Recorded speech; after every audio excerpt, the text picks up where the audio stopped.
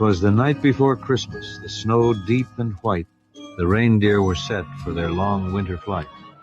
The elves were all wrapping the last gifts with care. The scent of hot cocoa hung sweet in the air. Old Santa sat slumped in his chair by the fire, his nose red and runny, his fever grew higher. He sneezed and he sniffled, he coughed and he wheezed. Oh dear, Santa groaned. I'm as sick as can be. Outside of the workshop arose such a clatter, a chopper arriving. What could be the matter? Away to his window old Santa did dash, threw open the shutters and drew up the sash. There on the snow, touching down with a thump, Marine One arrived with President Trump. Donald stepped down onto the snow with a confident stride and a soft orange glow. Hey, Santa! Trump called. You look tired, so tired. I'll be Santa this year. It's a job I admire. I've handled much bigger, believe me, it's true. The economy, China, I'll handle this too! Old Santa just blinked, then he started to grin. Hello, my old friend. Come in, come in. I've done this for centuries, year after year. A night off sounds nice. It's so cozy in here. Trump strutted inside to the workshop with flair. The elves all stopped working to ogle and stare. These elves, Donald said, they're incredible folks. The best in the business. They're really no joke. We're going to have Christmas like never before. The biggest, the best. That's what we're here for. He loaded the sleigh with his own special touch. More gifts. We need more. This isn't enough. The bag overflowed, stacked right to the top, all made by the elves in Santa's workshop. Then onto the sleigh he climbed up with great pride, Melania's cookies tucked right by his side. He cracked the gold whip, the reindeer took flight. Now Dasher, now Prancer, let's do this thing right. On Comet, on Cupid, on Donder and Blitzen, we'll make history tonight, and poems will be written. The reindeer responded with thunder and spark, and off through the sky they blazed into the dark. For the daughters, a doll with a pretty pink dress. For the sons, a race car, shiny red, the best. Because boys will be boys and girls will be girls. It's just common sense. It's the real world. To Democrats' houses he came without spite, even though they'd complain and they'd fuss and they'd fight. He's a fascist! He left them face masks and 95 so that they'd feel safe when driving inside. Their cars all alone with windows rolled tight, they're still double masking at such a sad sight. Greta Thunberg bobbleheads too, a little voice box that screams, "How dare you?" In one quiet house, Trump knelt by the tree. When a little boy woke, he'd got up to pee. Santa? He asked, and slowly walked near. But Santa looked different, more orange, less beard. Not Santa, Trump said with a wink and a grin. but just as good looking and way, way more thin. The boy rubbed his eyes. Are you President Trump? Trump just smiled and gave the kid a fist bump, then held out a flag, red, white, and blue. Merry Christmas, young man. This is for you. Before heading north, Trump cinched up his coat, one last present to give to the cartel boat. No missiles tonight, it was Christmas, you see. Instead, he dropped something more natural. The reindeer let loose with a thunderous sound, and magical droppings swiftly rained down. Reindeer that fly have a special-made pool. It sparkles, explodes, and it's quite deadly, too. Boom went the speedboats. Blam went the drugs. Out into the sea flew the criminal thugs. But Trump wasn't done. He swung around back. I'll finish them off with a quick double tap. Another pass over, more presents from Deer, and the cartel's whole shipment had just disappeared. That's how we do Christmas. Trump shouted with glee. Merry Christmas, you scumbags. This gift was from me. Trump finally turned north as dawn filled the sky. The reindeer were tired, and so was the guy. Old Santa was waiting with cocoa in hand. Well done, Donald Trump. That was all just so grand. It was nothing. Believe me, I do this all day. I love delivering toys in your sleigh. The people are happy, the presents delivered, the drug boats are sunk, and justice delivered. He handed the reins back to Jolly St. Nick. Call me again whenever you're sick. You saved Christmas this year. God bless you, my friend. Trump nodded and turned. The trip had to end.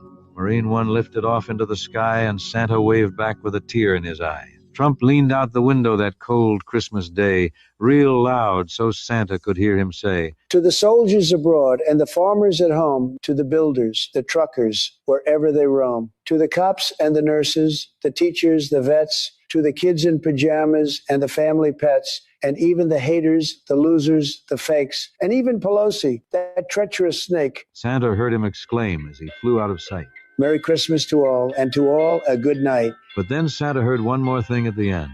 Let's make America great again.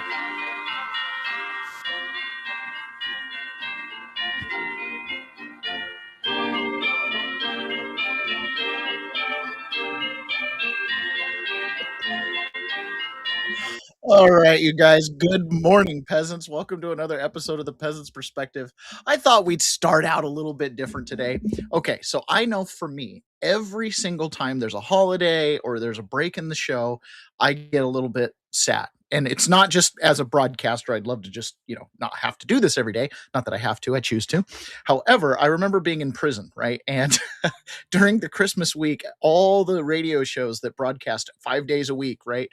On the weekends, I hated it because it was all replays or the shows weren't on or it was some weird local radio show talking about law enforcement officers. And when you're in prison, you don't want to hear anything about law enforcement officers. And then, of course, holidays, there was like a 2-week break where there was like nothing on the radio that wasn't replays. So same thing with my favorite podcast. They always take holidays off. And then, I end up running around on Christmas with all this spare time to listen to a podcast and there's nothing on. So I'm going to broadcast. We're going to go through kind of a fun, normal episode. And I just figure you guys will like it, right? If you're a regular listener to the show, even though you might be opening presents this morning and doing the Christmas thing, at some point, there's a good chance you're going to have a break. So we thought we'd do this. Shantini, Merry Christmas. Thank you for the sound check there. Carlites, yes, that is very hilarious. Figured we'd start the show out today since it is the Christmas special. I am broadcasting from my home studio / office, which is really just a corner of my garage. Yes, I have tongue and groove in my garage because I'm like that. Shantini again, love it. Karen, Merry Christmas. Oh, and look, Dominic Box.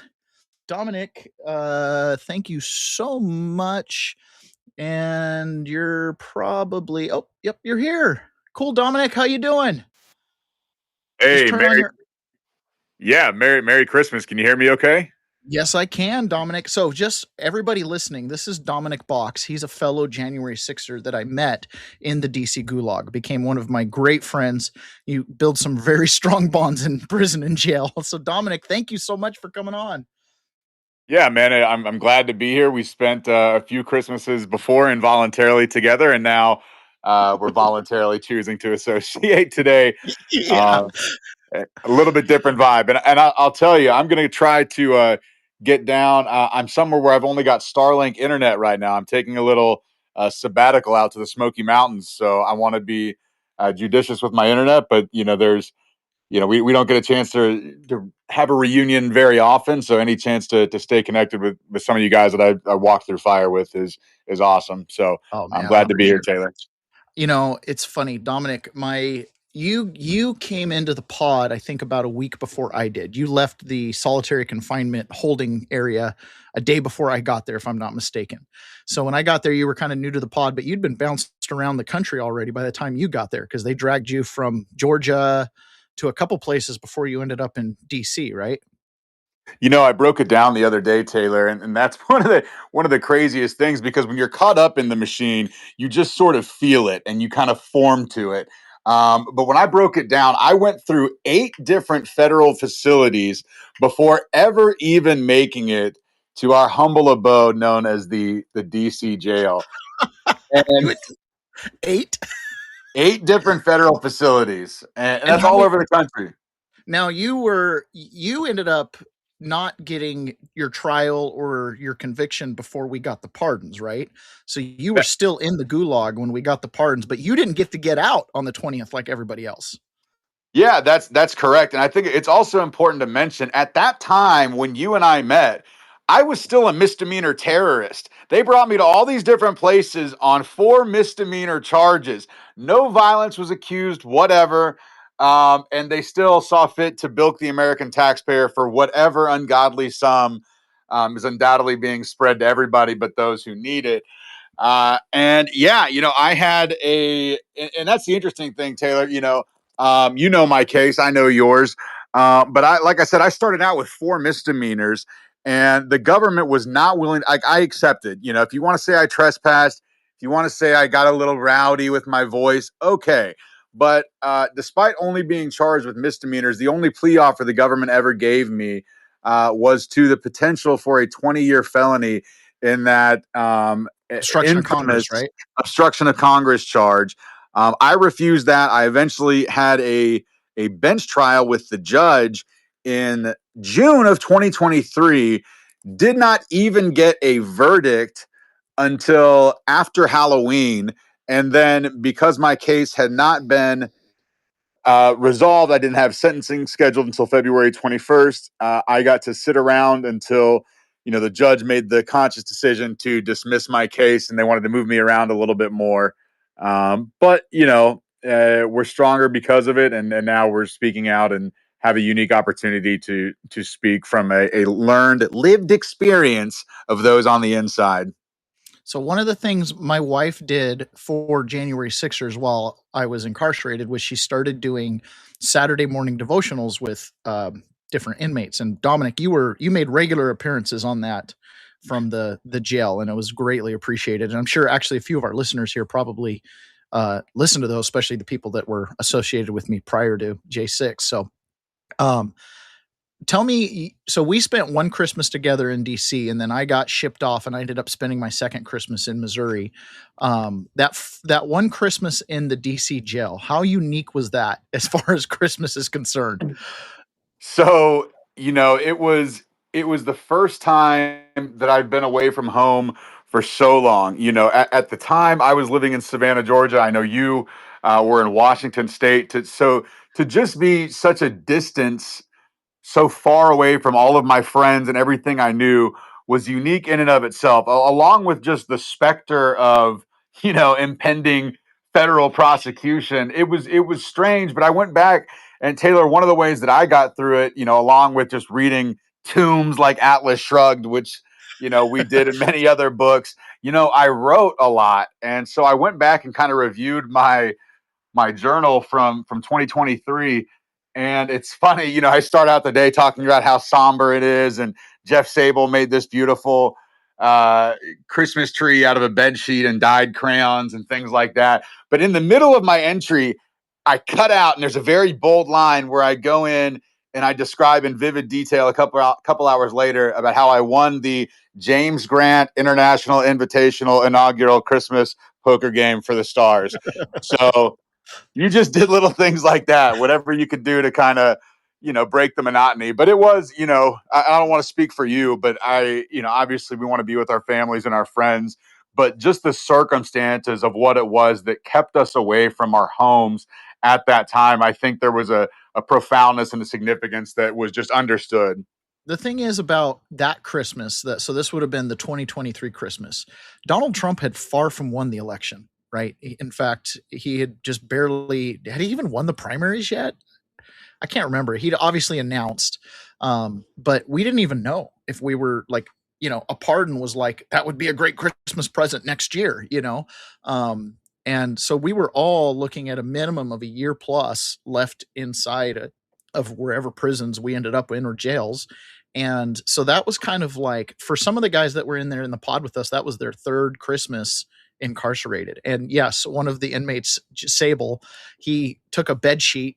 This all becomes contraband. Okay. This all becomes against the rules in there. But he took a bed sheet and he took crayons and he gathered up a handful of green crayons and basically melted them and turned it into a dye and was able to dye a white sheet green. And then just with scraps of paper and I don't know, whatever else he could do to make ornaments. People made ornaments, and we had a Christmas tree up. It was pretty awesome. In fact, I actually think I have a picture from that Christmas. Let me look and see if I've got it saved in my X pictures. Yeah, I think I may have just made a post about it, but that seeing the ingenuity of the guys like Sable and just the intestinal fortitude of those who were able to endure 3+ years of that type of insanity. It was incredible to behold, and then to become a part of it ourselves so intimately was pretty special. Yeah, it was well, let's see. The one picture I have is all zoomed in. I'm looking through here.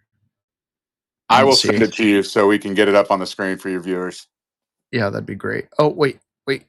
Did I just see it? I did. Here it is. I got it right here. Don't worry about it.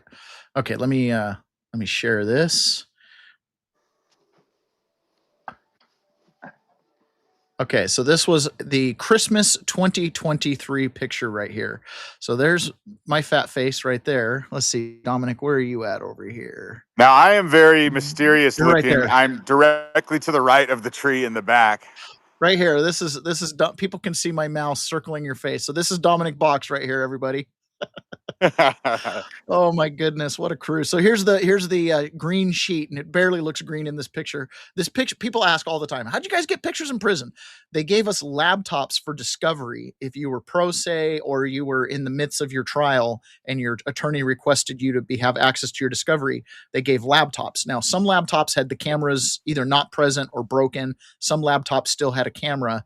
And so people were able to, I never did it myself because I never touched one of these laptops, but people were able to take pictures on it and then save it. Dominic, there you are. Great.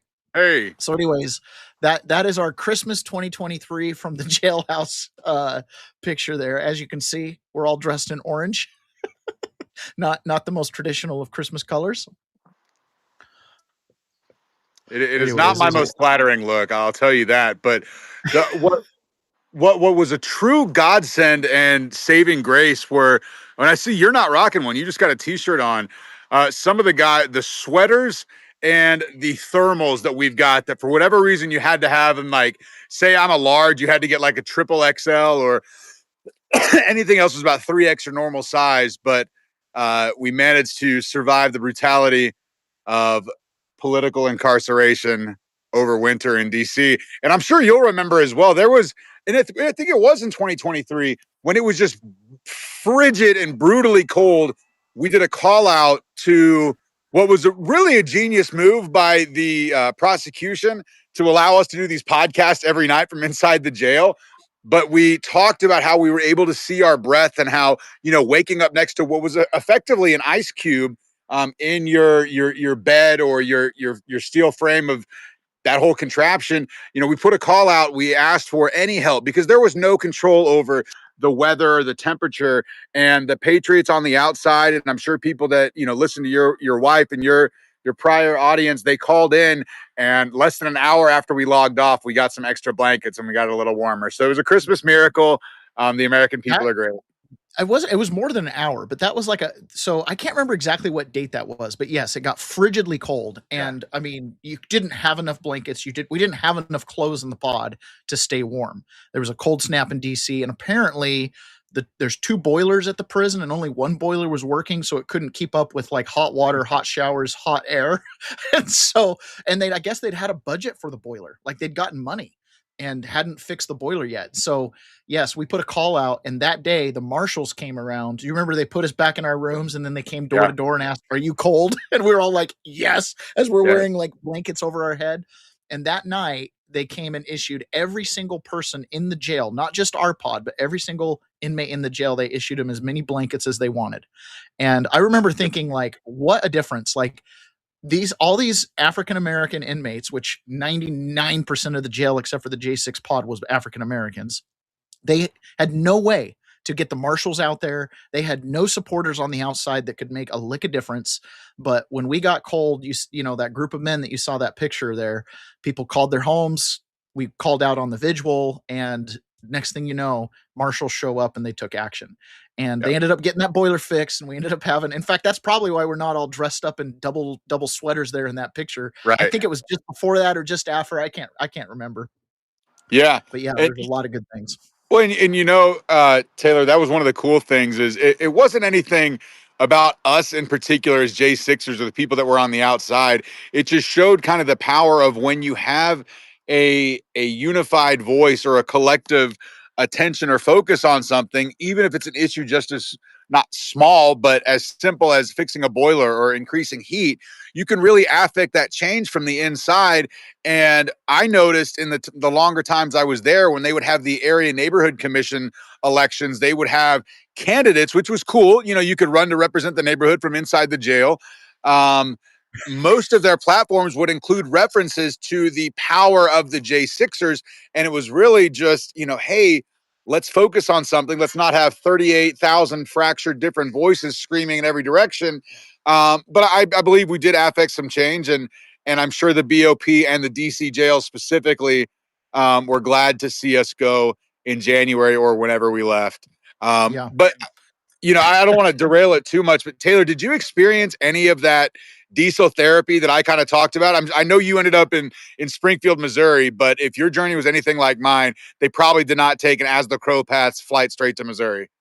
I can't say that I got diesel therapy because I got the normal transfer route. I went from DC to Philadelphia, from Philadelphia to the Oklahoma City Transfer Center, and then down to Missouri. So that is a normal BOP intake transfer process. So I would not put myself in the category of gotten abusive diesel therapy. Like the guys that went from spot to spot to spot and, a week, 2 weeks in between, that diesel therapy is like highly inappropriate, totally irrational, and can be interpreted as nothing but punitive. For me, it was just a straight transfer. Remember, I got sentenced and then I was quickly out of the pod. Like 4 or 5 days later, I went to Philadelphia, sat there for 3 weeks, went to Oklahoma, sat there for 3 days, and I ended up in Springfield. That's not diesel therapy. That's just a transfer. But you did get to experience the Con Air. Famous Con Air. Now, I never got that. I get that. So that's kind of jealous. What kind of food do you get on Con Air? I don't know what's worse, the bus or Con Air. I honestly, Con Air was rough. That was one of my worst experiences. A bus seat is a little bit wider than an airplane seat, and they're pretty. If you think security on the bus was tight, security on the airplanes was really tight. But yeah, Con Air was not fun, but neither were none of it was fun, man. There wasn't like a single moment in there that I look back and go, oh, that was fun. It's like there were moments of levity where we made it light, but it was always under that heavy weight. Like for me, I'm thinking, this is going to be 10 years of my life by the time this is all over with probation and everything. 7 years in prison. It was, right. It didn't look fun. Sapphire Patriot. I was going to let you know, Sapphire Patriot over on YouTube. She was often down at the Freedom Corner and a regular listener at the Vigil. She says, "Welcome home for Christmas. Loved you guys. Decorated in the Gulag. Is that box? Merry Christmas, Dominic. I love your face, Dom. You guys made the best of it. That jail got thousands of calls. Oh, Dom, it was all about you, J6ers. LOL. Thank you for doing this, Taylor. You guys made my day seeing you." So that's Sapphire Patriot. She's shouting out from YouTube. Well, Sherry's awesome. Sapphire Patriot. She was there. Actually, I got released on Valentine's Day in Jacksonville, Florida. So once I knew what was coming, Taylor, they shipped me from Washington, D.C., all on a bus to Western Kentucky for one night. Then Eastern Kentucky, which was hell on earth. 17 guys in one pod with not even a pod, one hallway with one shower, one telephone. And there was 17, 18 guys, and they were giving them vapes. So you got all these 18 guys that are sitting on top of each other, smoking vapes. From there, who was giving them vapes? The CO. You could buy them on commissary. It was the craziest thing. So it went from being the totally unnecessary J6 diesel therapy destination. This is Grayson County, Kentucky. In Kentucky, the Grayson County Detention Center. So it went from being the unnecessary J6 stop to now being the third largest ICE detention facility in Kentucky. Not in a major, excuse me, not in a major city. Just a total tentacle of this corrupt, corrections, big correction, big con. Big corrections, the financial incentive of just brutalizing and imprisoning people for a profit and not often for the retribution and rehabilitation that we come to expect. They moved me from Kentucky there to Atlanta, to Butner, North Carolina, back to Tallahassee, all the way to Jacksonville, just to move me an hour away to another place called Bradford in Stark, Florida, and then finally back to Jacksonville. But Sherry was there. She followed me all around. She's a great American. And, we're so thankful to be out here now. Dominic, if you don't mind, watch. I want to show you this video because something came up that I learned during our time in prison. And that is that politicians and sometimes judges actually own the buildings that the government leases back. So this is a video of Tim Burkhart questioning something. It's just like a minute long, but take a listen to this and then let's talk about that. Mr. Hart, do any members of Congress, their spouses, or their immediate family have any property ownership rights to this property or any federal land? Congressman, I don't know the answer to that question off the top of my head. Okay. Do spouses of members of Congress own real property and lease it to the federal government? And how would we find that out? Because I think I know what you're going to say. I believe the answer to that question is yes. You do? I do believe that. Is there any way we could verify that information? Well, you go to USA Spending and search, you open the books, our website, and you can look up members' names. You can look up any person's name and find that information. All right. I suspect that's being done as I speak. How much would the federal government save by allowing unneeded leases to expire? The federal government spends about $6 billion on leased office space. So depending on how many you let expire, you get substantial savings. Okay, so that was Burkar asking about politicians and then their spouses owning federal property or owning buildings that we think is federal property and leasing it back to the government. We see that with jails, don't we? Absolutely. And, I can't speak about any of the facilities that I was at specifically, but I know you heard horror stories about Northern Neck. Exactly. And that's owned by the very same, from what I understand, some of the very same judges that are sentencing people or confining them, even worse, pre-trial without any bond or without a reasonable bond for sometimes years at a time. And it was interesting, you hear things from our guys, people that we knew, but it was always interesting when I would go to the dungeon at the federal courthouse there in DC, and you would occasionally see these guys that were being brought in from some of the other facilities. And the guys from Northern Neck, I remember they were always in dark royal blue, and they just looked like they had been battered down. And when your food's withheld, when any of the small conveniences, phones or books or mail are relinquished in an already heavily restrained and confined environment, it just really grinds down on your soul. Yeah. And, Yeah, Northern Neck, there's actually a spin-off vigil that started going on up there. Tom and I can't remember. I'll remember their names if I think about Cheryl were up there, and they were doing a weekly vigil. Even after the J6ers left, they continued to do the vigil because what was exposed when the J6ers got there was truly horrendous conditions. I remember Brandon Fellows had a cell phone. He'd, gotten hold of one of those jailhouse cell phones, and he filmed inside of his jail cell, water dripping off the floor, constantly wet floor, the mold and the black flakes coming out in the water, and, the constant noise. That was one of the other things about prison was constant noise. There's someone screaming in an air vent or down the hall or something all the time. Sharpening a knife. Yeah, all night long. Yeah.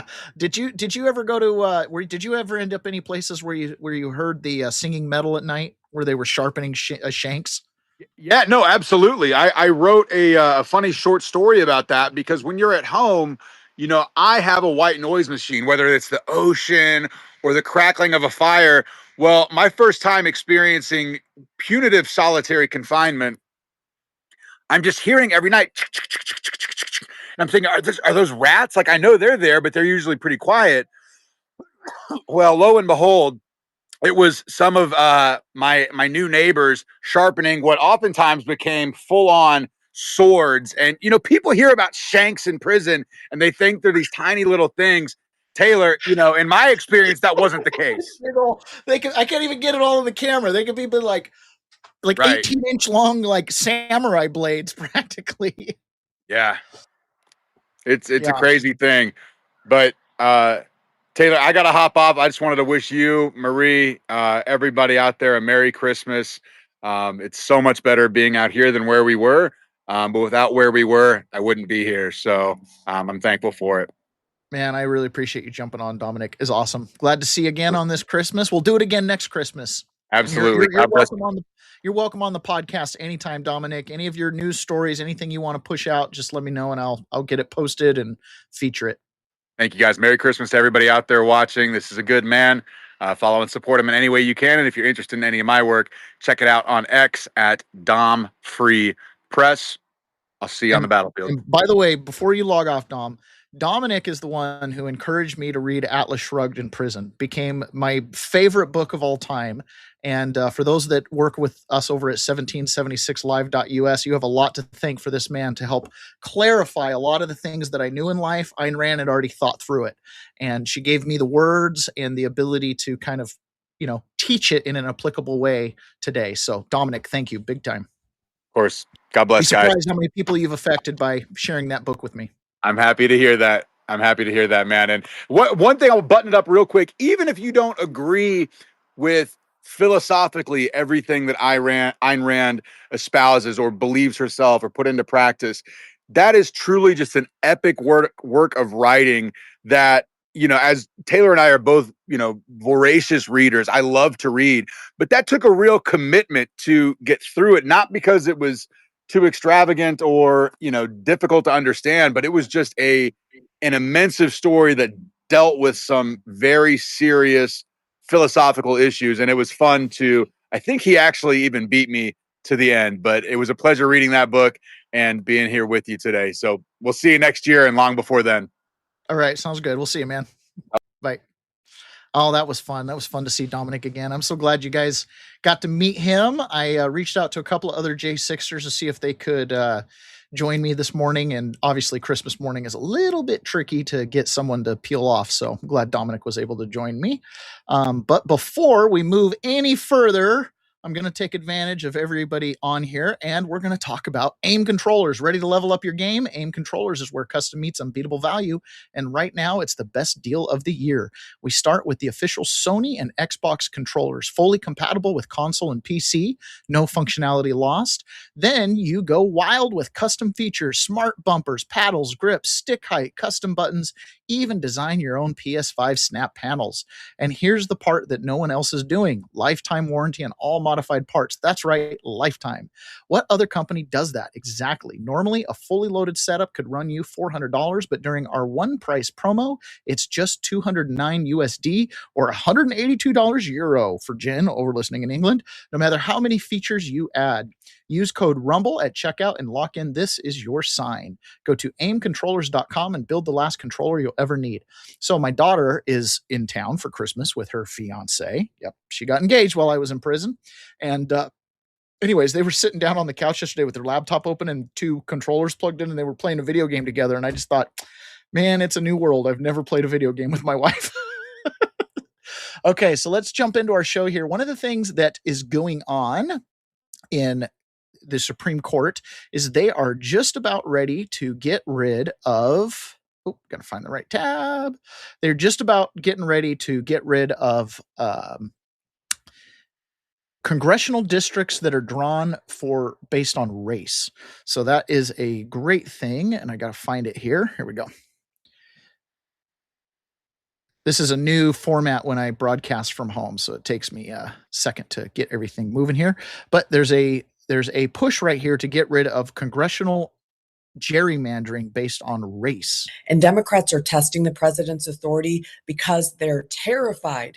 They're terrified that they can't import, for instance, illegals for voting blocks today. They want to fight him on the economic agenda because we're seeing prosperity. And lastly, these voting right cases, we have to just stop the racial discrimination on Section 2 of the Voting Rights Act and get back to actually allowing individuals to vote rather than blocks of racial demographics. So I think there's going to be a lot of wins for President Trump. And I want this case law clear.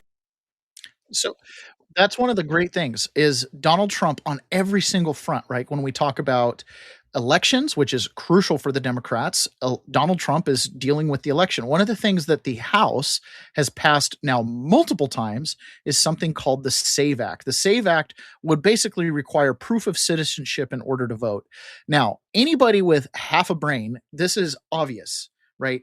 I am not a fan of voter ID that is tied to the ballot. If you're going to tie my identification to my ballot, I don't want any kind of connection. We're supposed to have blind ballots, right?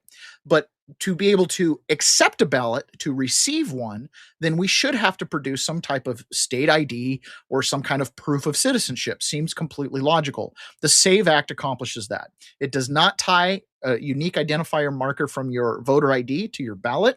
It basically just means you have to prove that you're a U.S. citizen in order to cast a vote. Seems fair enough. The question you have to ask yourself is, why in the world would Democrats oppose this? 235 days since the House passed the SAVE Act, which would secure our elections. Look, the Constitution's clear. You can provide some integration and some framework for our elections, voter ID, things like that. But the Senate's not moving on it. What is going on here? Listen, the Senate doesn't work. I've been very clear on this one. The filibuster is a major hurdle to getting common sense policy through both chambers of Congress here in Washington, D.C. The SAVE Act is common sense. It should go up for a vote. If Democrat senators want to vote it down, let them be on the record for it. But for it to not even get a vote in the Senate makes no sense. And this is actually one of the big issues we're having here on Capitol Hill. A lot of people are upset. They're saying, well, why isn't Congress doing more? I will tell you, a lot of policy ideas that are filed in the House don't even get to the floor because leadership is concerned. I don't agree with them, but they're concerned about things just going to sit in the Senate and not getting any action. I think we should continue to do our jobs here in the House, send bills over to the Senate, but the Senate has got to start voting for things. If Democrats want to vote things down like the SAVE Act, or if they want to vote down voter ID in federal elections, or if they want to vote down simple common sense things like making sure that illegals are not counted for the purpose of setting congressional districts, that should all be voted for in the United States Senate. And if Democrats vote no, let the American people see that clearly. And there are a handful of things that are huge deals that the Supreme Court is looking at. One of them is those congressional districts. I mean, it has the potential to wipe 20 plus seats off the map for Democrats because they have gerrymandered these different seats. It is actually a really big deal. I am making a couple adjustments to my screen in order to be able to get this all set up. Okay. Another thing I wanted to share with you is this Mike Benz piece. So Mike Benz is talking about Hunter Biden, and he found out something pretty interesting. And this kind of goes along with judges and law enforcement officials like police chiefs actually having an ownership interest in the real estate that the federal and state governments lease back from them, right? So if I own a hotel and I'm collecting rents, right? Clearly, I would want that hotel to be successful and be full, have high occupancy, because then my rents get paid. So if I own a jail, what's my incentive? I would like that jail to be full, okay? Now, law and order is important. Never disputed that. Bad guys need to go to jail. Never disputed that. I have met people in prison that I would not want walking around in real life, right? Never want those people to meet my family. Bad dudes, got to be held in prison. However, when you start talking about jails that are there to make money and there's profit centers built in all along the way, it's no longer just a service to society. It's now a profit incentive for the people that are involved in it and can make that profit. So if you have a judge who has an ownership interest in a jail and in a district where he can send people to that jail, what is the likelihood he's going to do that? Don't be stupid. Don't think that they can keep those two things separate. If the occupancy at the jail goes down, they're going to be more inclined to send people there and for longer periods of time. It's just human nature, right? Well, if you tie your financial interests to things like illegal immigration, despite what Hunter Biden said in that recent podcast with Sean Ryan, Hunter Biden is engaged in a business that directly profits from lending to those migrants. So then the third one was Hunter Biden actually owns 10% of a company called ePlata, which is a micro financing loan company for illegal immigrants coming up through the southern border. And so, at the same time, the Biden administration, Justice Department, put out a notice telling the banks that the Justice Department would take legal action against any bank who refused loans to illegal immigrants. Meanwhile, the first son has an equity investment in a company that profits off those very loans. So So even though he's like, there's too many illegals coming in, he's directly profiting from a loan business that was geared around lending to illegal immigrants, like microloans. And microloans are, I don't know, under $100,000 loans, basically. So that's a huge deal. And then, of course, the administration encouraged banks to lend to illegal immigrants as well. This is a material breach of the deal. What's the deal?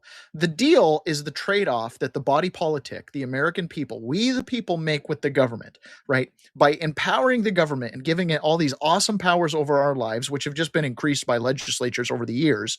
The objective is that they're going to create a law and order environment for us. They're going to provide banking services for us, lending for us, right? We're going to take advantage of being the world reserve currency and all these different things.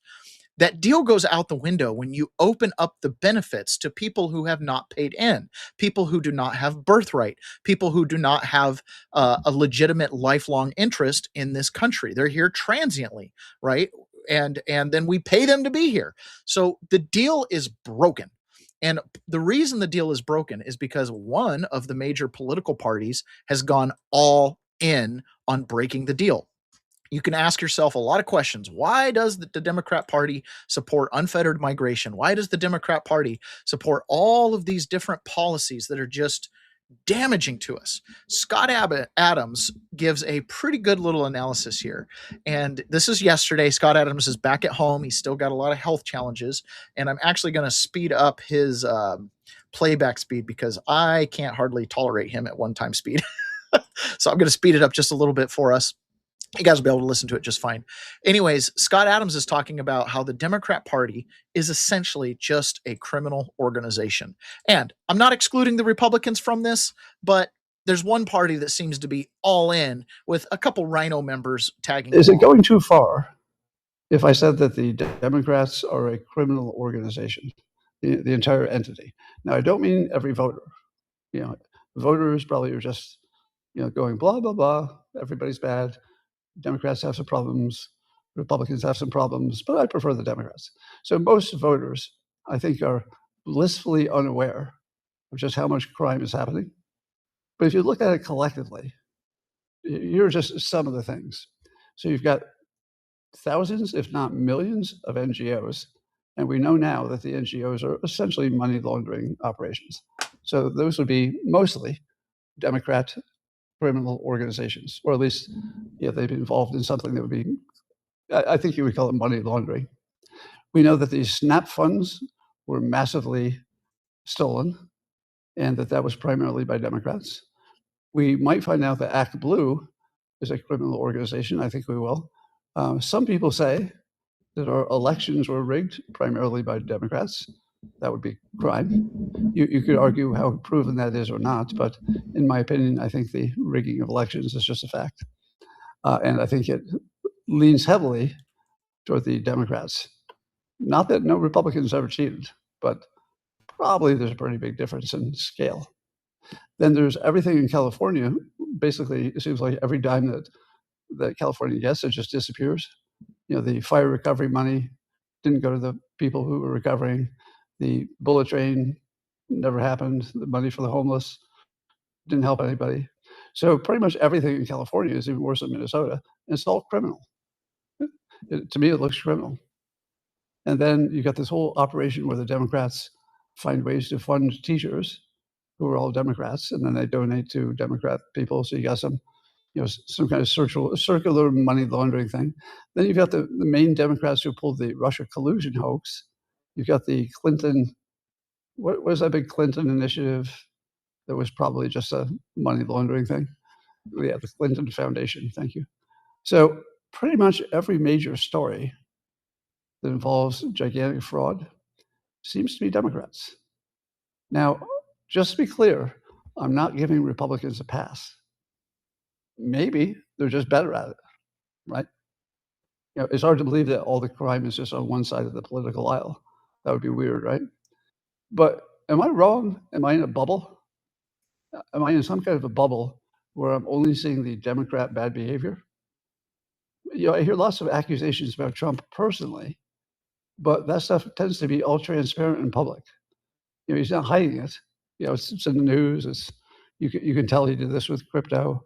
You could tell he did this with whatever. So you could disagree or not like what Trump does, but that's still not Republicans. That would be something you don't like about Trump. So am I wrong that this is so imbalanced toward Democrats, that if you said the Democrats are, at least as a party, not the individual voters, but it seems like a criminal organization? And I mean that without any hyperbole. I mean that without any hyperbole. Let me get my camera back on. That's pretty good. So Donald Trump actually truthed that out on his Truth Social. So of course it's going to get millions of views.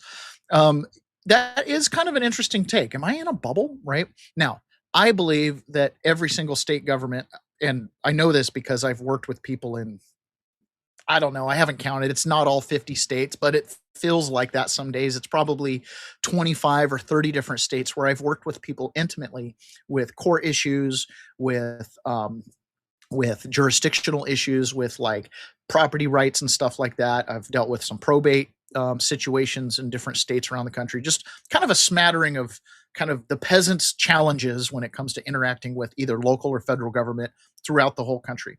And almost without exception, every single person who just feels like the system's not doing its job, that they're being kind of screwed over by something, they all say, well, this is the worst in the country. Like this little county in Ohio where it's just an good old boys club, and it's just corrupt as they come. And I'm like, everybody thinks that their state government or their local government is corrupt when you have to interact with it.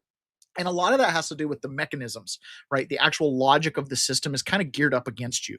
And I kind of believe it has a lot to do with the Trading with the Enemies Act, because it declares the people of the United States commercial enemies of the United States, which then instituted a registration and licensing regime, which we all live under, and is actually pretty oppressive because it was designed against the commercial enemies of the United States, which is kind of an advanced topic.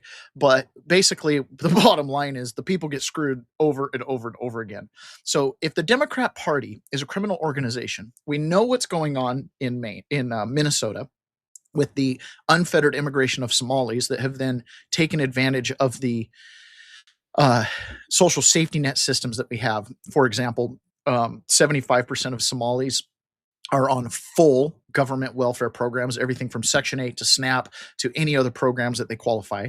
Over 50% of all Somalis that have come into the country came in through actual blatant, on its face, subjective immigration fraud. Kristi Noem, we're going to play a clip from her in a little bit talking about that. But then you've also got states like Maine's got issues. There's Illinois' got issues. And there was a report that came out yesterday from California. Apparently, California has got some pretty issues. If we think what's been going on in Minnesota is bad, wait until you hear about California. California Congressman Kevin Kiley, he is sounding the alarm in his home state, saying under Governor Gavin Newsom's leadership, it has become the, quote, fraud capital of America. And we have team coverage. Our national correspondent, Alana Austin, is on Capitol Hill with more on the investigations into Tim Walz. But we start with correspondent Heather Myers, who has more on what is going on in California. A rainy day out there on the West Coast. Heather, what can you tell us? Well, good afternoon to you, Katrina and Andrew. This latest report was issued by the state auditor, and that's a nonpartisan position. That state auditor now puts 8 state agencies on a high-risk list of agencies to watch out for things like fraud and mismanagement, as well as waste. Here's a look at that 92-page report. Newly added to the high-risk list is California's food stamp program. If the state doesn't get the improper payments under control, it could cost an extra $2.5 billion. Also on there is the Department of Finance, which was tasked with giving out COVID relief funds. Critics say $32 billion of that was taken by fraudsters. Then there are infrastructure issues like California's deteriorating dams and also the high-speed train that's already cost taxpayers $18 billion without a single section of track complete. Other reports cite $24 billion spent on the homeless issue that critics claim the state lost track of. More recently, there's a report that says California cell phone users paid a surcharge for years to upgrade the state's 911 system. Here's Congressman Kevin Kiley talking about what happened to that plan. that after spending $650 million on that system, the state is totally scrapping it and starting over, completely wasted the money because the technology doesn't work. Mind you, we are very close to Silicon Valley in Sacramento, and yet the government can't figure out how to make basic technology perform. So California is looking at, let's see the headline here, a 92-page report, $70 billion in taxpayer funds have been lost. I'm going to say that again, $70 billion. All this hoopla over Minnesota, $9 billion. California, $70 billion. Can't wait to see what New York looks like. Can't wait to see what Illinois looks like, or can't wait to see what Virginia looks like. Can't wait. There's a handful of Massachusetts, Connecticut, right? A lot of the Northeast. I can't wait to see what those numbers look like. We already know that Maine's had issues with their Somali immigrant population. I'm sure the numbers are going to reach into the billions. This is a result of the popularity of Doge, right? People going in and actually assessing all of these different states and listening to systems. Oh, John Attacker says my sound is good. Great. I got this new microphone. Super excited about it. It's Shure. It's not their super high-end one, but based on everything I read, this should do the job for me just fine. So anyways, I'm very excited about it. I was not loving my last mic. When I would listen back to the podcast, I could hear myself breathing. People say they didn't notice. I noticed. Hopefully this one stops that. We'll see. Okay. So Council of Economic Advisors came out with another report, and this deals with inflation. And again, it goes to the question of, is the entire Democrat Party just one giant criminal organization? When you look at the way states and who runs those states, how their individual economics are, this report is telling us that it turns out blue states have higher inflation than red states. To the data, conservative states are seeing prices rise slower than their liberal neighbors. Conservative states are seeing prices rise at 2.5%, liberal states at 3%. Cost differences cited as a potential reason for people moving to states with cheaper prices. You have seen there's a lot of data that suggests there's been massive migration away from blue states into red states, in part because these cost of living issues, which certainly are policy related. And the gap is even wider when you look at the bills hitting families every single month. Energy prices, I want to point this out, liberal states. Here in Washington, yes, our fuel prices have come down. But as soon as fuel prices came down, our state legislature and governor signed new taxes into law that basically, as actual cost of energy, cost of gasoline and diesel were going down, they were adding extra taxes. I think they've added like 67 cents of taxes per gallon in this year alone, which is why we still have $3.30 to $3.50 per gallon, whereas you have many states like Colorado, which we featured a week or so ago, they were down under $2, down into the $1.90 range. That's one of those direct things. Democrat states have not been allowing the gas prices to drop. They've been gouging you, the American people, at the fuel pump for that extra tax. Example, 5.2% in blue states versus 3.5% in red states. Transportation, 2.5% in blue states versus just 0.7% in red states. The administration says states pushing for renewable energy, we're talking wind and solar, are sending those prices even higher. If you have things like wind and solar and some other alternative sources, which are not reliable and are very expensive, they need to be massively subsidized by the government for them even to be partially effective. You are going to be paying much, much higher costs. Meanwhile, President Trump in the White House taking a victory lap today after we saw the economy grow by 4.3% in the third quarter. Bill? When I think of what I want for Christmas, one of the things I want the most is accountability for essentially what boils down to cartel criminals running our government.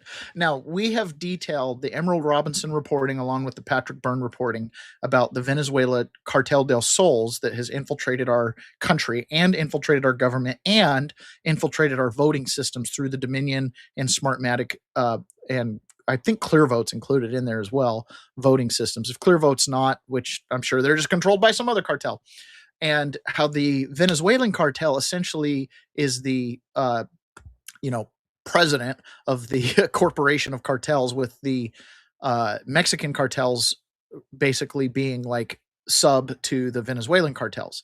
And the Mexican cartels is where we get a lot of our drug trafficking coming across the border, obviously. For whatever reason, yesterday I watched 2 different Amazon series on drug addiction in America. It's just so tragic what's going on. And something happened 2 days ago. Mario Narfal reports on this, and that is that Mexico secretly flew 55 cartel bosses into the U.S. during a military operation. He says, he reports, Mexico just pulled off 2 cloak and dagger operations this year, secretly transferring 55 of its most dangerous cartel leaders to U.S. custody. The prisoners had no idea where they were going. Some thought their bribes had paid off, and that they were being freed. Instead, they landed in America facing life in maximum security prisons. It's not going to be fun, I promise you. Welcome to America, the DEA's interim chief told them as they disembarked. These aren't street-level dealers. They're the top echelons of the Sinaloa, Jalisco New Generation, and Zetas cartels.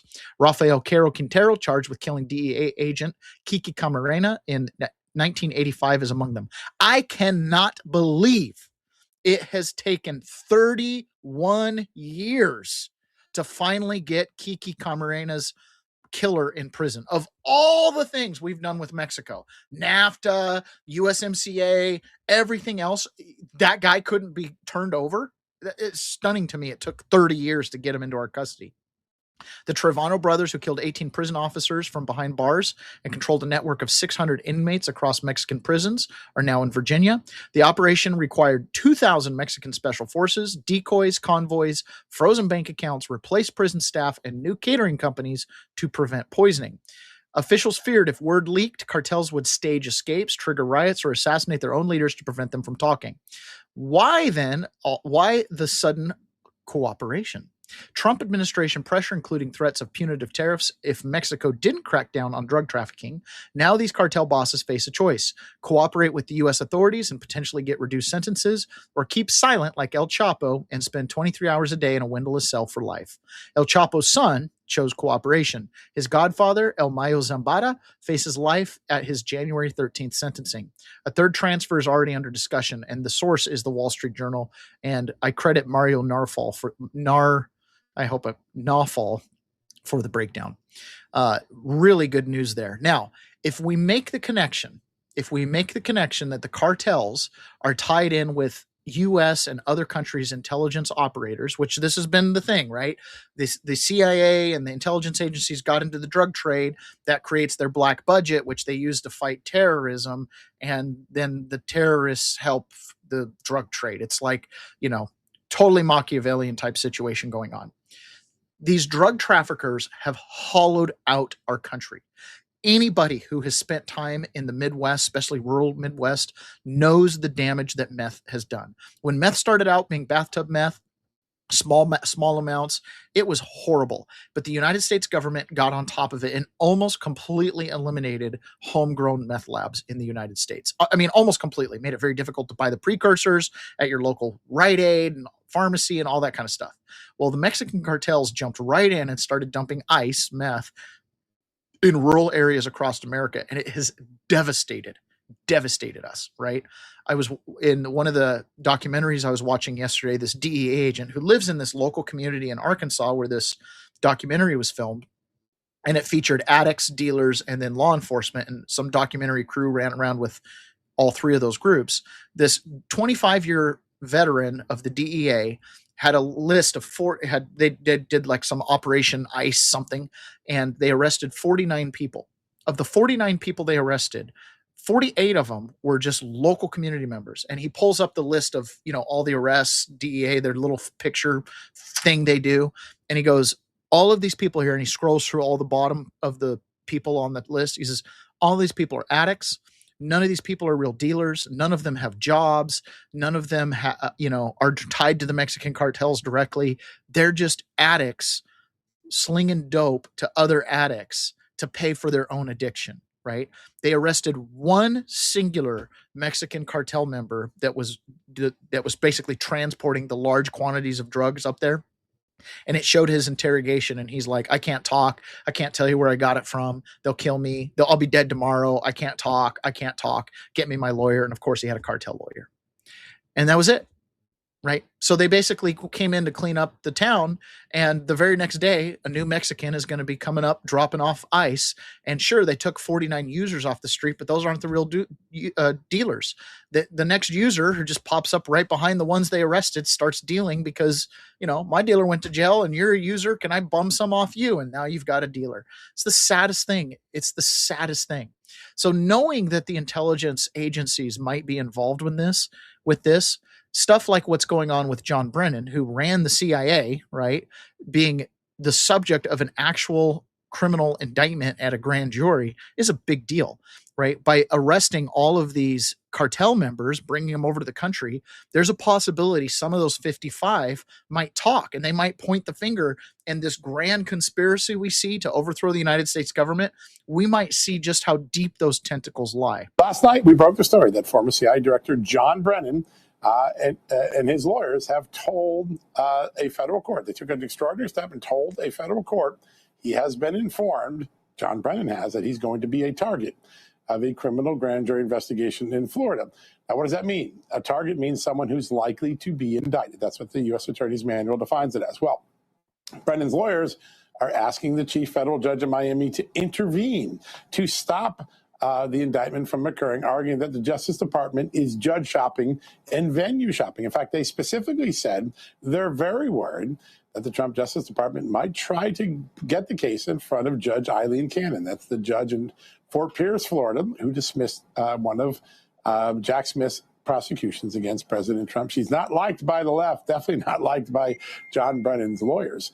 But today, that letter has been made public. We wrote about it, and all eyes are watching the grand jury proceedings in Miami to see if something happens in the next few weeks, given what John Brennan's lawyers just revealed to the world.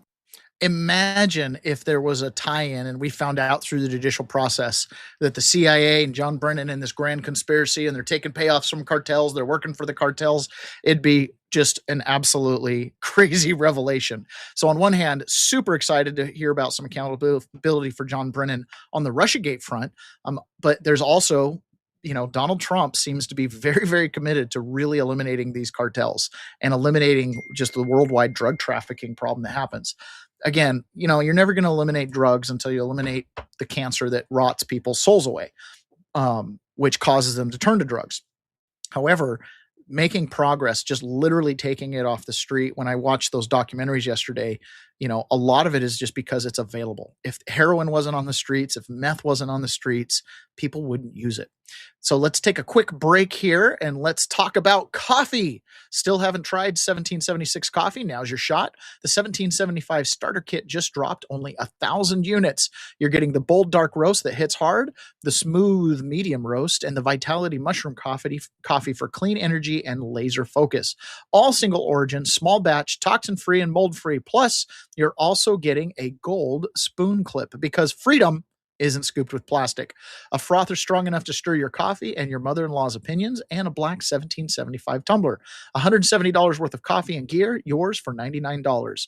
This is for the ones who've been watching 1775 blow up on Rumble, wondering if it's actually worth it. Spoiler alert, it is. Go to 1775coffee.com/studio and grab your starter kit before they're gone. Bold beans, clean fuel, and a morning routine that stands for something just like Rumble does.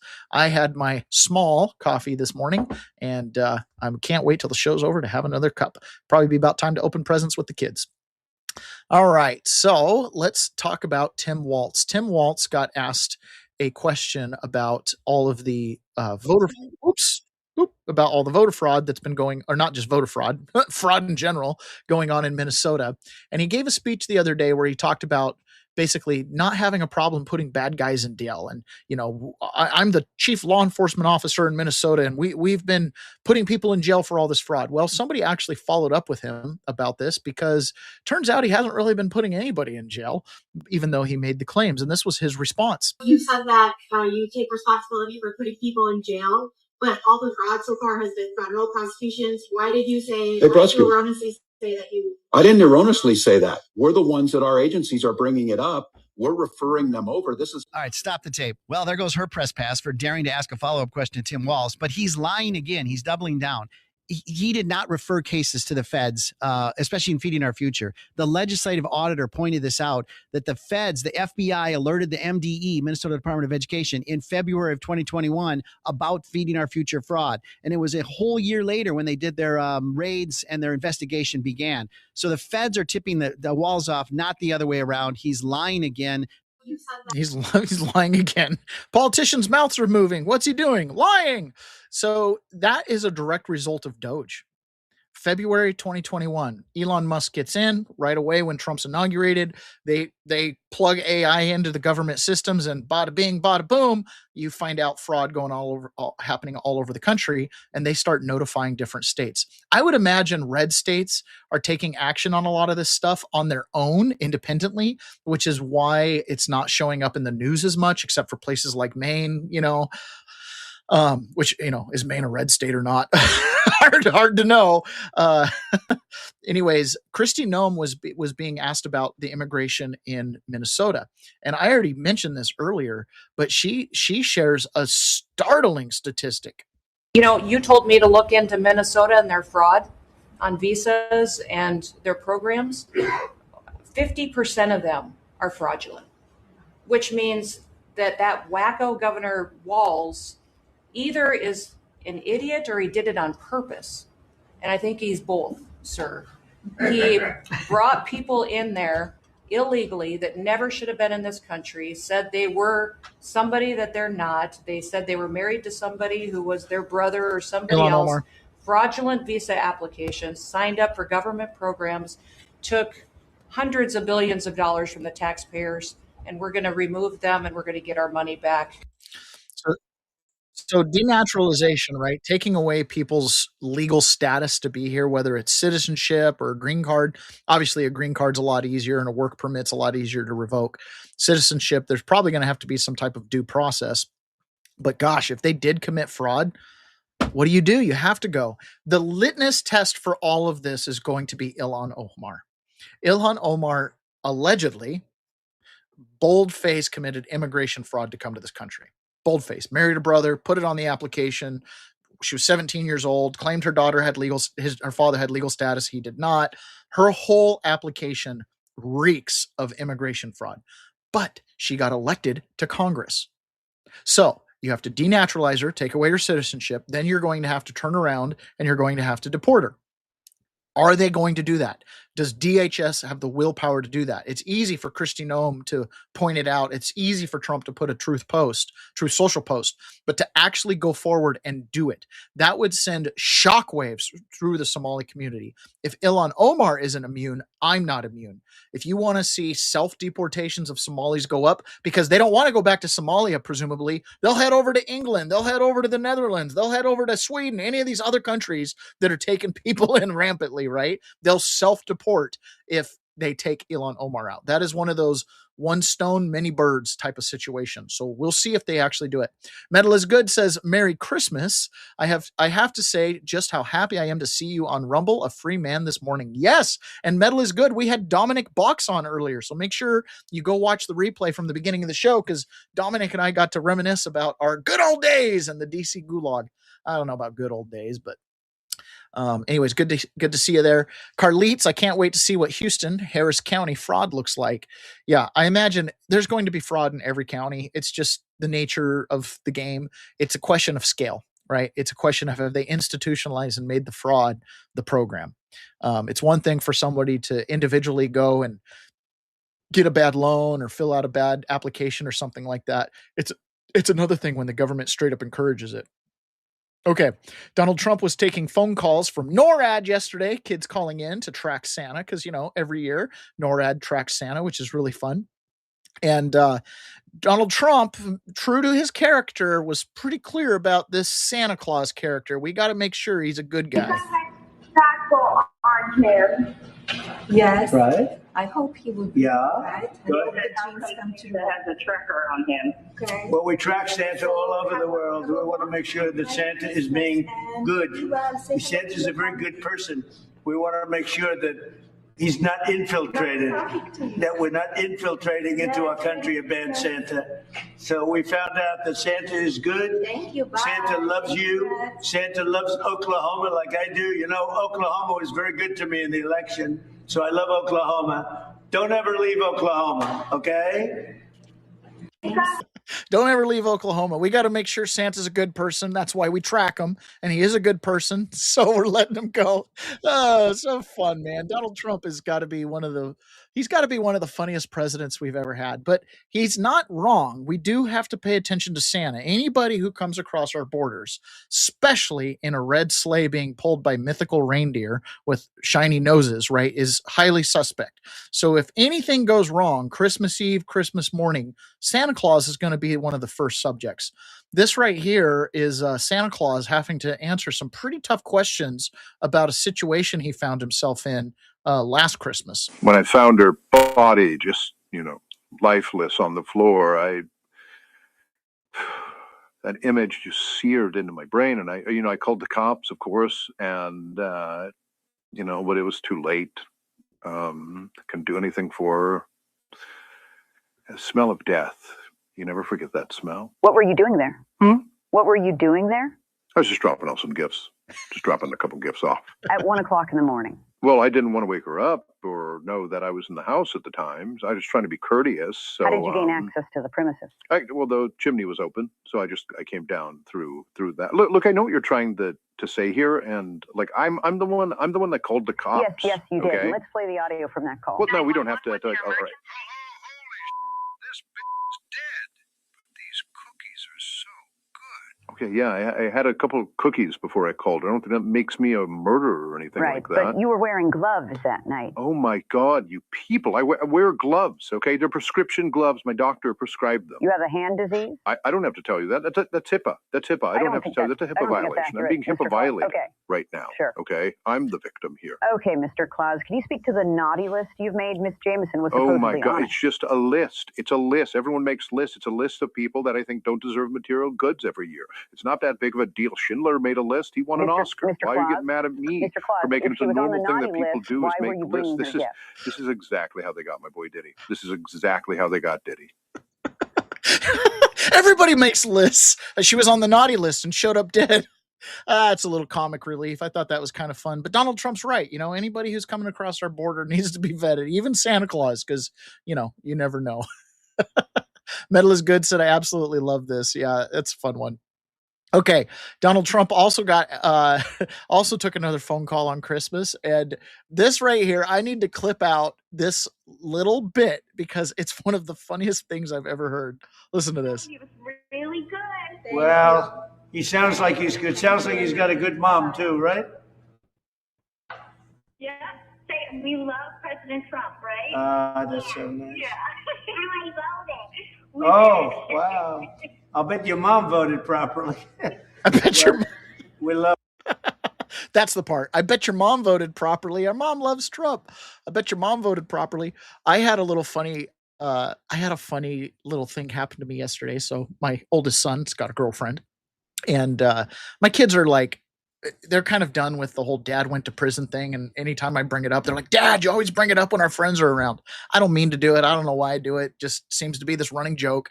But I guess my son's girlfriend was talking to my wife, and she kind of said in a casual way, but kind of in a little bit of a funny way. She's like, well, my dad voted for Trump. So when they told me, your son's, I don't want to say her name, but when she said, her dad voted for Trump, when I next saw her, I looked, and it was just after they'd had the conversation. I looked at her, I go, only your dad? Just your dad voted for Trump? Anyways, I thought that was pretty funny. I'm going to clip that, hopefully your mom voted the right way. It's pretty funny. Okay.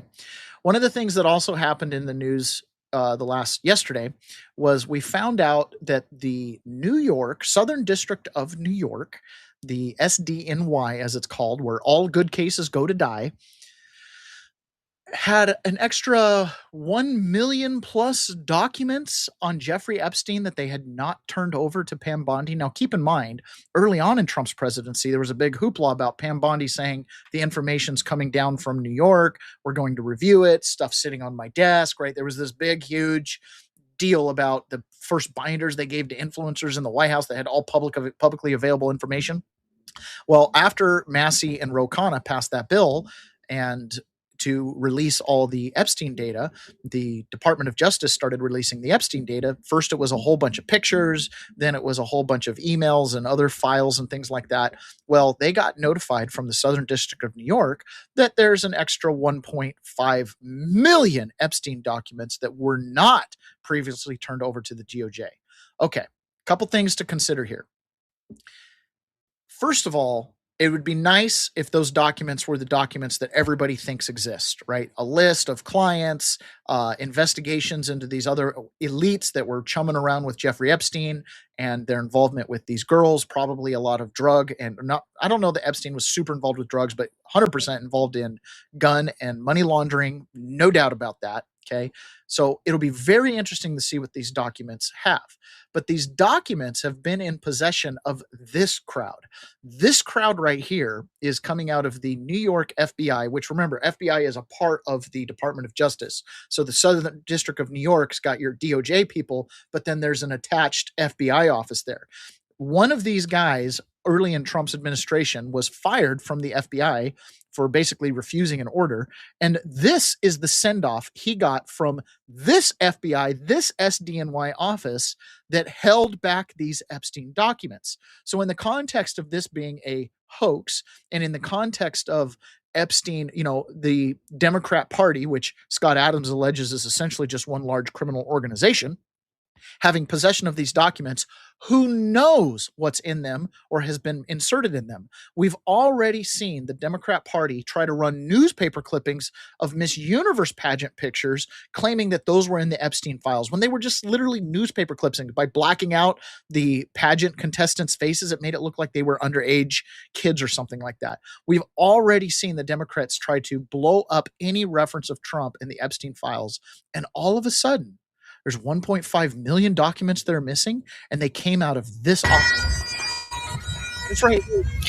An extraordinary scene outside of the New York FBI office in the last hour. Assistant Director in Charge, James Dennehy, who was forced to resign under pressure this week, left the building to cheers from hundreds of his colleagues and the sound of bagpipes. He was forced out after clashing with Donald Trump's Justice Department after the removal of senior FBI leaders and requests for the names of agents who worked on the January 6 cases. He told those gathered that he will be their, quote, best cheerleader on the outside. We'll be watching for that. Another break for us. We'll be right back. That was an FBI, you know, I don't know what his official title was there. New York field office, James Dennehy, leaves the FBI building to the sound of bagpipes. Bagpipes for a guy who got fired. And that's the office that was holding onto these files, despite being told by the Attorney General to send them down, despite the FBI and the Attorney General confirming that they received all the documents from New York. And now all of a sudden they have extra documents. That's the guy who presumably had something to do with those documents. We are in a tough spot. As far as judicial stuff is concerned, down in Georgia, Robert McBurney, a.k.a. Judge Corruption Incarnate, says Rasmussen reports, finally grants access to the 2020 warehouse ballots yesterday. So we finally got a chance to be able to go down and look at the ballots in Georgia. Who knows, again, what they're going to have, because they've been in the possession of Democrats, or at least presumably people who were in on the Georgia 2020 election fraud stuff. So it's highly concerning. I'm going to share this right here. This is from Sean Fleetwood. On another front, there was a decision that was let out by the Supreme Court yesterday that we talked about, and that was the Supreme Court decided that Donald Trump cannot use the National Guard in Illinois, that the National Guard just can't be used in, you know, whatever triggering mechanisms that they use that would allow Trump to send the National Guard. The Supreme Court made a decision that basically instructed Donald Trump to use the Insurrection Act in order to accomplish those ends. So this right here, I'm going to read Sean Fleetwood's assessment. Justice Alito did not pull any punches in his dissent on SCOTUS, permitting a lower court judge to block the president's National Guard deployment. And I'm just read this here. Justice Alito, with whom Clarence Johnson Thomas joins dissenting. In our adversarial system of adjudication, we follow the principle of party presentation. If a party passes up what seems to us a promising argument, we do not assume the role of advocate. Instead, we normally decide the question that the parties choose to present. So the idea is the judge doesn't make up arguments. Even if there is a really obvious argument that could be made, they only decide based on the arguments that have been presented by the attorneys themselves. In this case, so this is Alito and Thomas dissenting. In this case, the court has unnecessarily and unwisely departed from that standard practice. It raised an argument the respondents waived below, and it now rules in respondents' favor on the ground. To make matters worse, the court reaches out and expresses tentative views on other highly important issues, which there is no relevant judicial precedent and on which we have received scant briefing and no oral argument. For the first, the court suggests that the principal statutory provision involved in these cases, 10 U.S.C., contains a restriction that has no grounding in the statutory text, namely that unable with regular forces to execute the laws of the United States actually means unable with regular forces to execute the laws of the United States for reasons other than lack of authority to do so. State in such numbers he considers necessary to execute those laws. In the lower courts, the parties have argued that the phrase regular forces means civilian federal law enforcement officers, not military service personnel. Respondents explicitly adopted this position in the district court. That court disagreed. But when the government challenged his holding in the Seventh Circuit, respondents declined to defend the lower court's interpretation. And the Seventh Circuit did not reach the issue. The government stay application of this court asserted that any defense of the district court's interpretation has been waived, and the respondents did not dispute either that assertion or the correctness of the government's contention that regular forces means federal civilian officers. Thus, the argument that regular forces means the military was either waived or forfeited 3 times over. So the whole point of this here is that the National Guard, according to the plaintiffs who brought the suit, the Democrats and their lackeys, did not argue that National Guard should not be included in regular forces. So the Supreme Court is adding that in, is what they're saying in this dissent. Ignoring this history, the court ordered the parties to file supplemental briefs on the meaning of regular forces. Respondents, understandably, rode with an argument suggested by the court and argued for the first time, contrary to their position below, that regular forces means the military. The new majority now accepts this 11th hour argument. Never mind, the respondents had presented a contrary theory of the case in the district court. For the court, respondents' own arguments, differently directed, fell by the wayside, for they did not mesh with the court's own theory of the case. The court, according to Alito and Thomas here, essentially made a decision on political grounds, not on actual arguments or standing in law or statute. We should decide this application based on the party-presented controversy, not make up our own nexus in order to decide.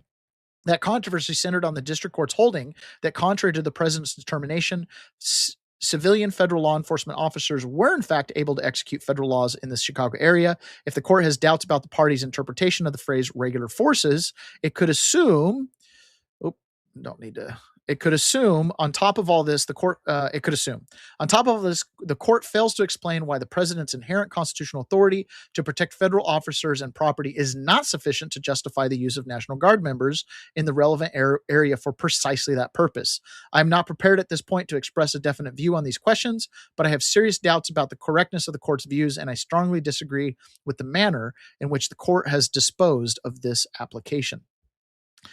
So that's a big deal. He goes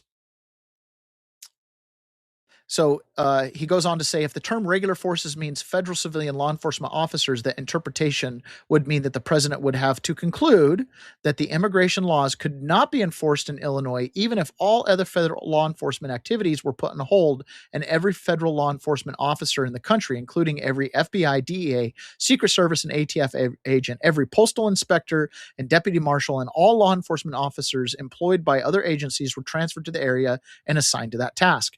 The district court's interpretation would lead to even more outlandish results if, quote, regular forces means the military. In fact, In that case, a president could not call up the National Guard to execute the laws in one locale unless the national military forces, if transferred to the area in question, would be incapable of executing the laws.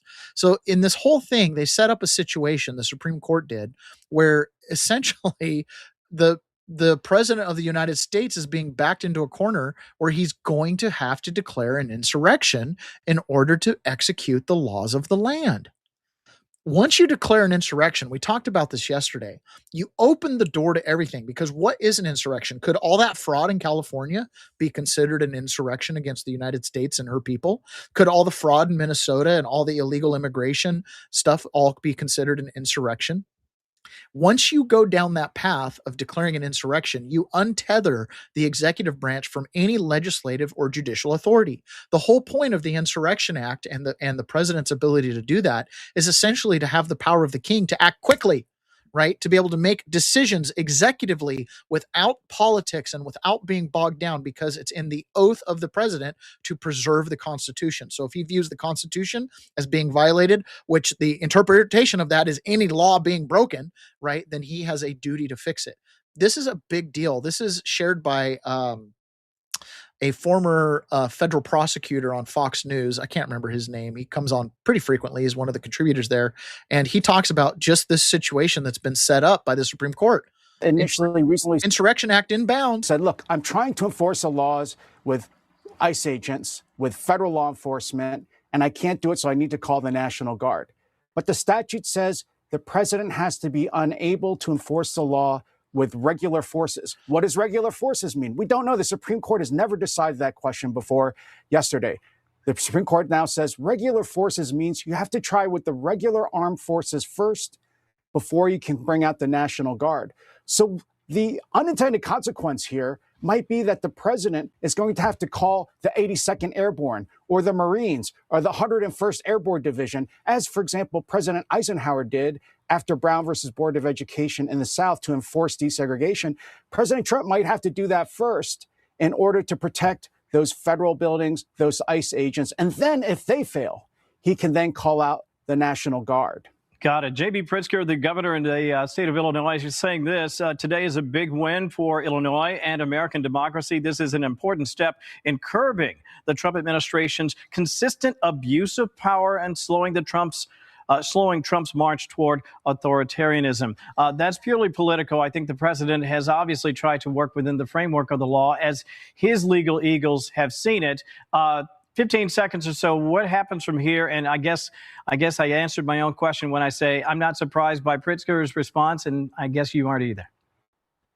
I'm not. He's, of course, injecting a lot of heated political rhetoric into this. Yeah. But what's going to happen? Trump will, of course, now have the right to go to the Supreme Court on the full merits. As you said, Kevin, this is just preliminary. He may be able to get the full court to reverse this preliminary decision. But second, and I think more worrisome, is the Supreme Court is essentially inviting President Trump to send regular armed troops and deploy those to Chicago and Los Angeles before he can send the National Guard.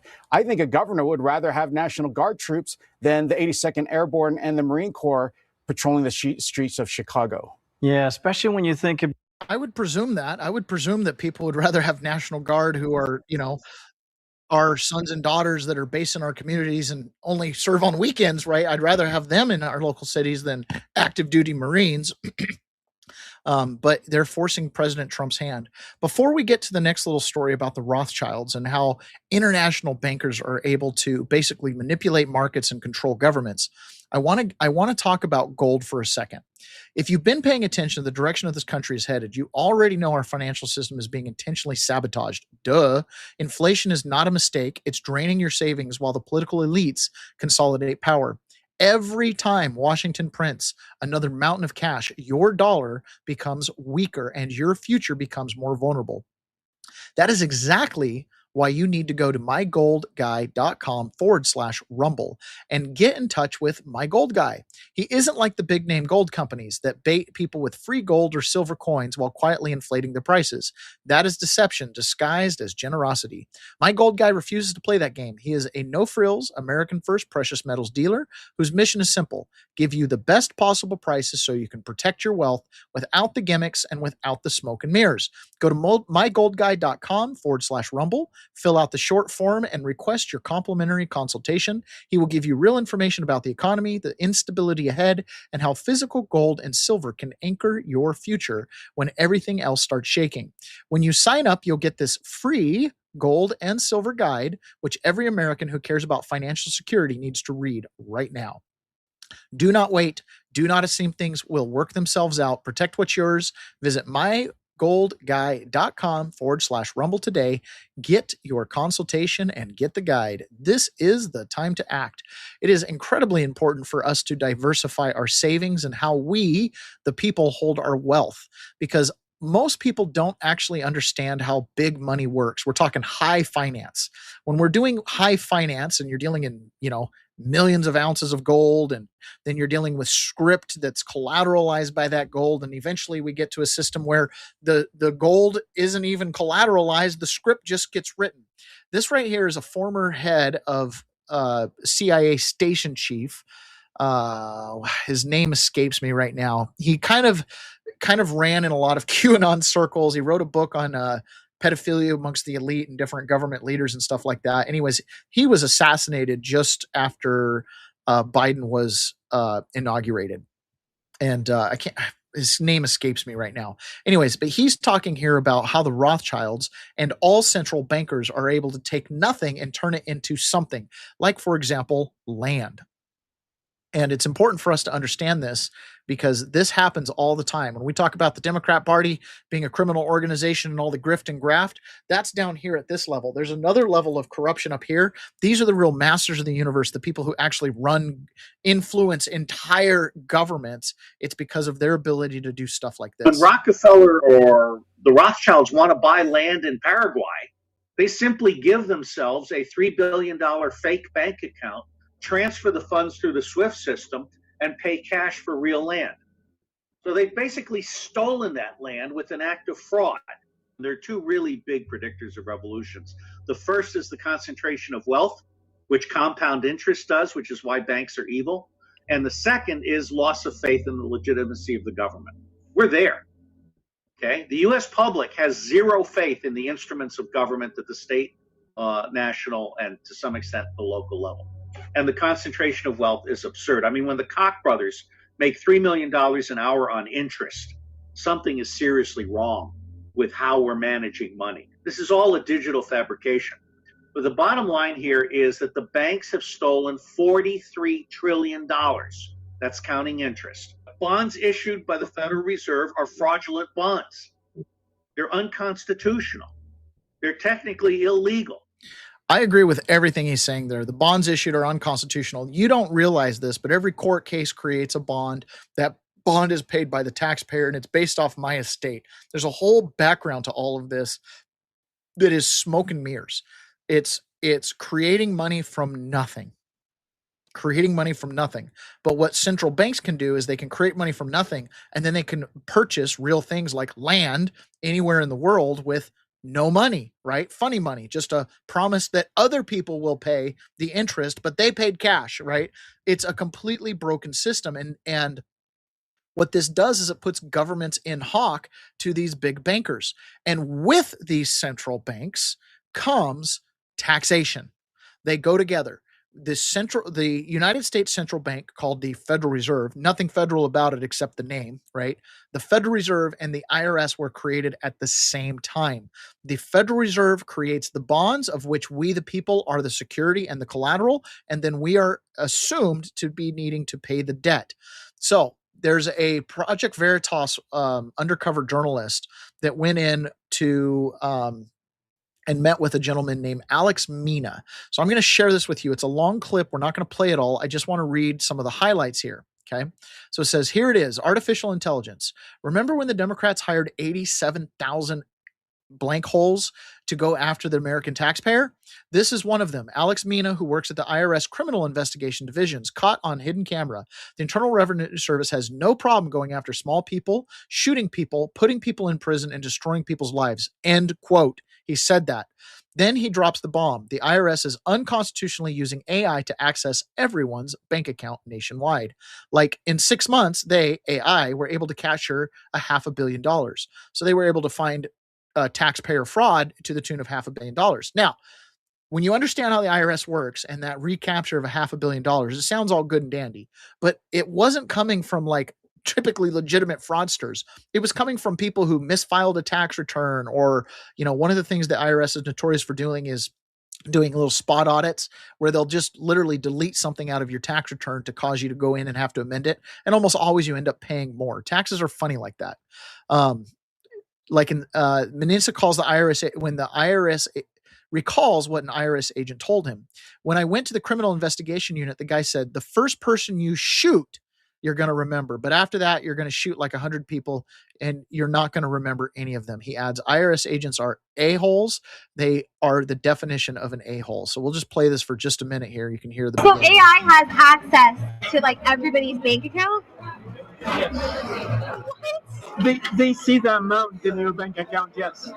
I can't. Is it constitutional to do that? I doubt it. They are assholes. Really? They are the definition of an asshole. All of them. They have no problem like going after the small people, putting people in prison, like destroying people's life. They have no problem doing that. They said that we were all nice when we started. Now look at us. They are like robots right now. All of them. I can't wait to give this news to all of my friends. Yeah, please don't tell them my name. So it goes on for another 15 minutes, right? Talking about all the internal workings of the IRS and how they're doing that. So that is scary, right? I hate to hear that. I hear kids bouncing around on the floor upstairs, which means it's probably time for me to go and open presents. But Kristi Noem officially got this going on. Those 87 IRS agents that were hired to target you and I, the American citizens.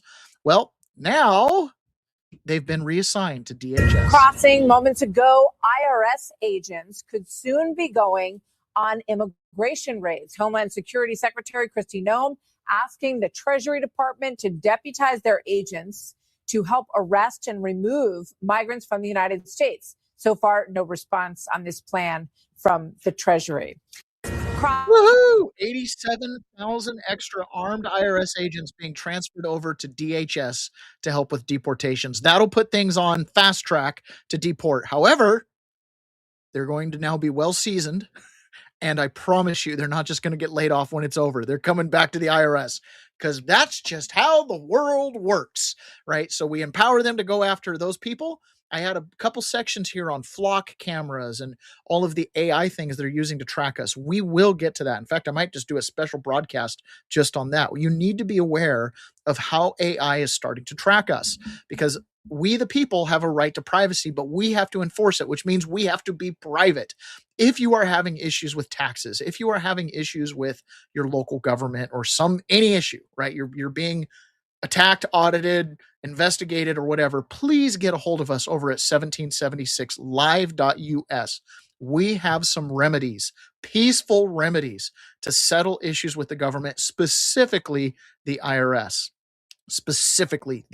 We have a very high success rate on helping people through IRS issues. So please get over there. Same thing with credit cards too. If you've got any of those issues, please check us out over there. That is what we do. We help people get out of those problems. So let's wrap up our Christmas special today. I am so glad you guys joined us and we got to do this together. It's so fun to broadcast on a holiday. I know there's not going to be a lot of live shows out there today, a lot of new content. So I wanted to make sure that you guys had something from me because that's something that I love on the holidays is, having something new to listen to that's not a replay. To head out, rather than do our normal outro, I would like to share with you a little history about a tune that we all know and love, Jingle Bells. Let's hear about it. It was written in 1850, before the Civil War, in a tavern called the Simpson Tavern in Medford, Massachusetts. It was about Thanksgiving time, and the author, James Lord Pierpont, was sitting at a table and he began to write lyrics down on a little sheet of paper. Well, the song was based on the sleigh races that they used to have up in Medford, Massachusetts every year. These sleigh races were famous. These horses were powerful creatures from local farmers who would hitch their sleighs across the open snowscape, and people would cheer. It was quite an event, and it moved him to write these lyrics down onto that paper. The song was later published in 1857, and people thought it was really too lighthearted to be sung. So it primarily became a drinking song. It was sung in taverns while men were, swinging their tankards back and forth, which I just think is marvelous. Later, it was inherited by children, and it was called One Horse Open Sleigh at the time. Well, the song was one of the first ever songs recorded on the Edison recording device. This is one of the first recorded songs that we have. Also, it was the first song broadcast from space in 1965. So it's quite a song that's very special to our culture, and I'm going to play it for you.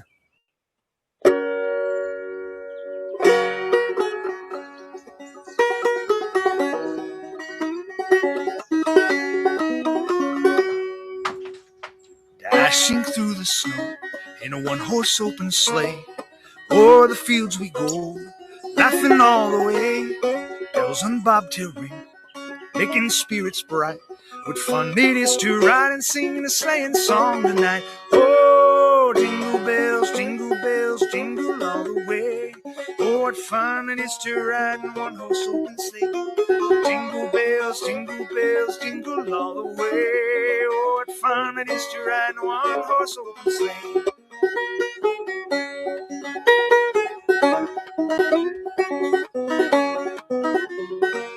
A day or two ago, I thought I'd take a ride. Soon Miss Fanny Bright was seated by my side. Horse was leaning lame, misfortune was its lot. We drifted into a bank and then we got upshot. Oh, jingle bells, jingle all the way. Oh, what fun it is to ride in a one-horse open sleigh. Jingle bells, jingle all the way. Oh, what fun it is to ride in a one-horse open sleigh.